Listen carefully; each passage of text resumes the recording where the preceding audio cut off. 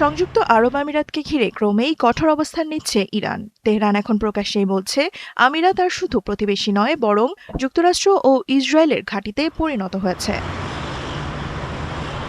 সাম্প্রতিক সময়ে ইরানি সামরিক ও রাজনৈতিক নেতাদের একের পর এক হুঁশিয়ারি মধ্যপ্রাচ্যের ভূ রাজনীতিতে নতুন করে উত্তেজনা তৈরি করেছে। বিশ্লেষকরা বলছেন, এর পেছনে সবচেয়ে বড় কারণ ইসরায়েল ও যুক্তরাষ্ট্রের সঙ্গে আমিরাতের ঘনিষ্ঠ সামরিক ও গোয়েন্দা সহযোগিতা।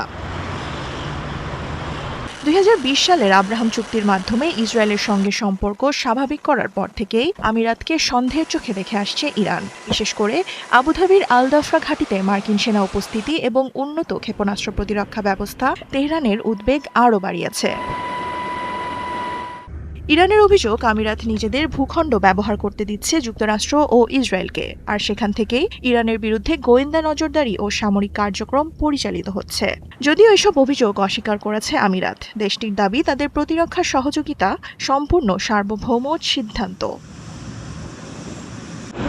তবে উত্তেজনা আরও বেড়েছে সাম্প্রতিক হামলা ও পাল্টা হামলার ঘটনায়। ইরানি গণমাধ্যম দাবি করছে, ইরানের দক্ষিণাঞ্চলের কয়েকটি তেল স্থাপনা ও দ্বীপে হামলায় আমিরাতের সংশ্লিষ্টতা থাকতে পারে, যদিও এর পক্ষে এখনো কোনো স্পষ্ট প্রমাণ প্রকাশ করা হয়নি।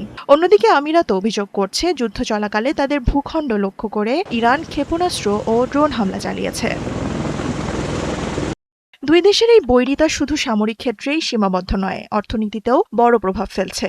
দীর্ঘদিন ধরে আমিরাত ছিল ইরানের অন্যতম গুরুত্বপূর্ণ বাণিজ্য প্রবেশদ্বার, কিন্তু বর্তমানে ইরানি ব্যবসা প্রতিষ্ঠান বন্ধ, ভিসা বাতিল এবং আর্থিক লেনদেনে কড়াকড়ির কারণে চাপে পড়েছে তেহরান। দেওয়ান মুবাশিরা হোসেন, ৭১।